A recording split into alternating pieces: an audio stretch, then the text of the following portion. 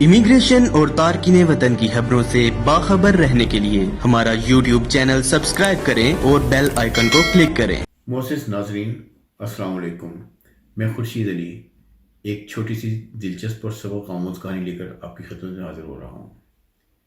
اس کہانی کا عنوان ہے فن اپنے نجات دہندہ کے انتظار میں۔ ناظرین، ہم میں سے ہر شخص میں بہت سی خوبیاں ہیں۔ کچھ خوبیاں ہمیں پروان چڑھ جاتی ہیں، کچھ پروان چڑھنے رہ جاتی ہیں۔ ہماری زندگی کی کوالٹی کیا ہوگی، ہم کتنی ترقی کریں گے، ان کا ان خوبیوں پر بہت زیادہ انحصار ہوتا ہے۔ ہم بہت سی خوبیاں جو ہم نہیں ڈیولپ کر پاتے، ان کی وجہ سے ہمیں بعد میں احساس ہوتا ہے، ہم دیکھتے ہیں کیا اس کے کمی سے کیا ہمیں نقصان ہوئے اور ہمیں افسوس ہوتا ہے۔ تو ناظرین، کہانی یہ ہے، ایک کسان کے کھیتوں میں ایک درخت پر ایک عقاب نے گھونسلہ بنا رکھا تھا۔ ایک دن صبح صبح کسان جو اپنے کھیتوں میں آیا تو اسے زمین پر پڑا ہوا ایک انڈا ملا۔ یہ انڈا عقاب کے گھونسلے سے نیچے گرا تھا۔ کسان نے اٹھا کے جیب میں رکھ لیا، اور جب وہ گھر آیا تو اس نے اس کے گھر میں جو مرغیاں تھیں، ان مرغیوں کے انڈوں کے ساتھ اس نے یہ انڈا بھی رکھ دیا۔ جب مرغی نے انڈے سینچے تو ان میں یہ انڈا بھی شامل تھا، اور اس میں سے عقاب کا بچہ نکل آیا۔ دیکھنے میں عقاب کا بچہ اور چوزوں سے بالکل مختلف تھا، لیکن مرغی نے اس کو اپنے ہی بچے چوزے کی طرح اس کو قبول کیا اور اس کی دیکھ بھال اور حفاظت کی۔ یہ وہیں رہا، وہی خوراک کھاتا، ان جیسی حرکتیں کرتا، بلکہ ان جیسی آوازیں نکالنے کی کوشش کرتا۔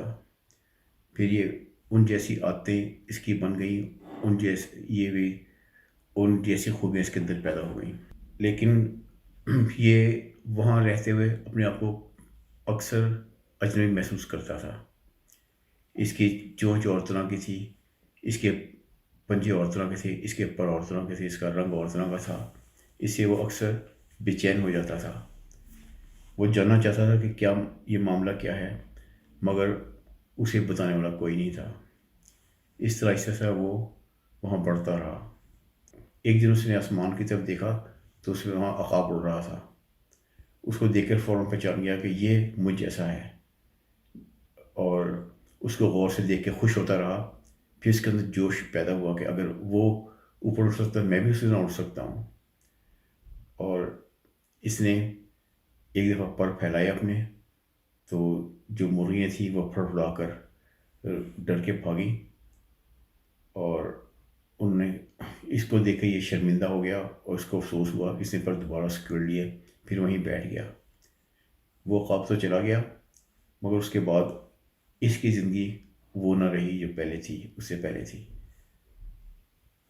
یہ اکثر اس خواب کے بارے میں سوچا کرتا، اور سوچتا کہ وہاں اوپر فضا کیسی ہوگی، وہاں سورج کی روشنی کیسی ہوگی، وہاں جو یہ مرغیوں ڈربے والی بدبو یقیناً وہاں نہیں ہوگی، وہاں سے زمین کیسی نظر آتی ہوگی، مختلف باتیں سوچا کرتا۔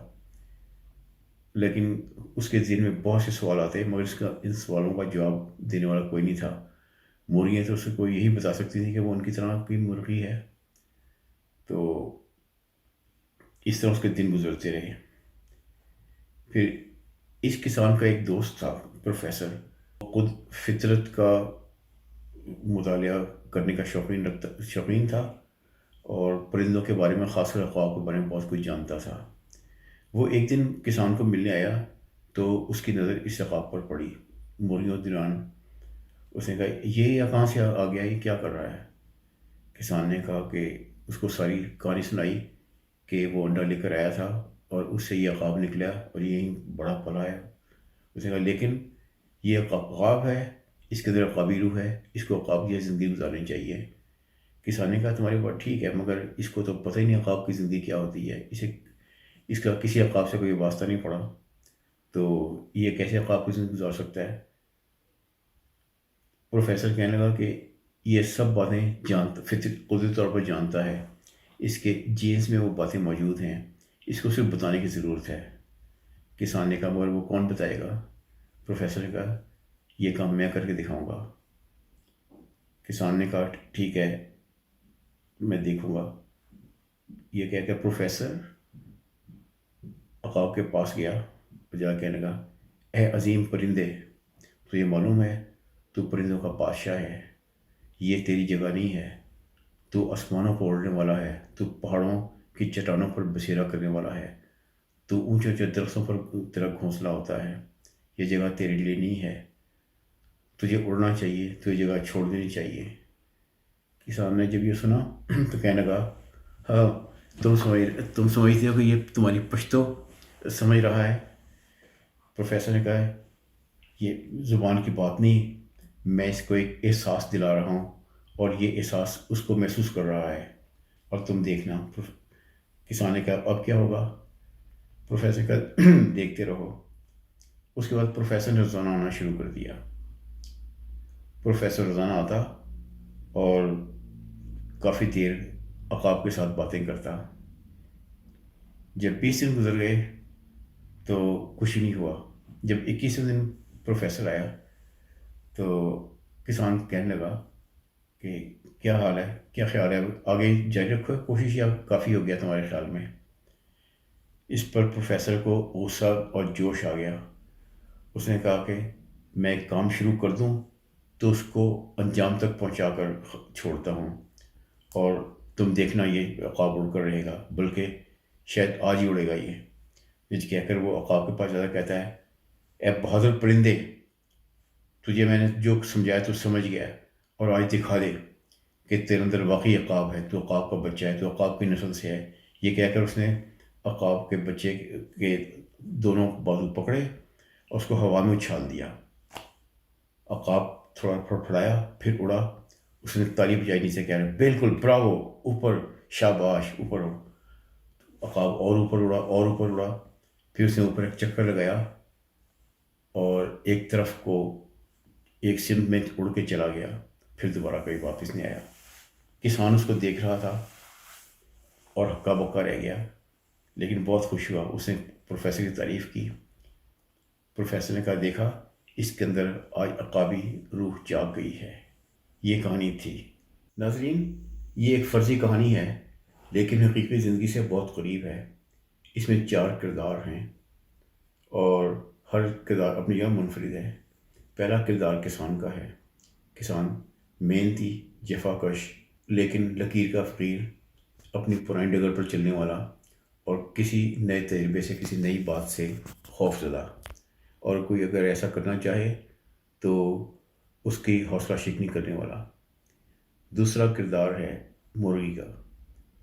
مرغی ایک ماں والا کردار ہے جو ہر کوئی بھی چیز ہو، اچھی بری، اس کو قبول کرنے کے لیے کسی برائیوں پہ نظر نہیں رکھنی، اور وہ حفاظ کرنا چاہتی ہے۔ اس کو نہیں پتہ کہ اگر کوئی اپنی جرت والا کام کرے تو وہ اس کے فائدے کے لیے ہو سکتا ہے، لیکن اس میں کے اندر ممتا کا جذبہ ہے، ہمیں اس کو سمجھنا چاہیے۔ تیسرا کردار ہے عقاب کا۔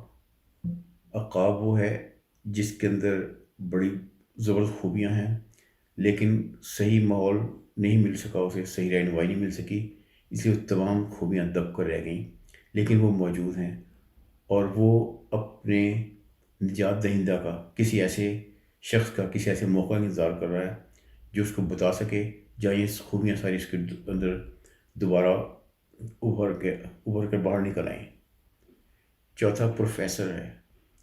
پروفیسر ایک باعلم، باکردار شخص ہے، اور نہ صرف وہ علم رکھتا ہے بلکہ عمل بھی کرتا ہے، جو جانتا ہے اس پہ عمل بھی کرتا ہے، اور جب وہ دیکھتا ہے کہ ایک چیز کہیں وہ کچھ اچھا تعمیری کام، مثبت کام کر سکتا ہے تو اس کے لیے وہ آگے آتا ہے، اور کوئی اس کی حوصلہ شکنی کرے اسے فرق نہیں پڑتا، اور جس کام کو ہاتھ میں لیتا ہے وہ کام پورا کر کے چھوڑتا ہے۔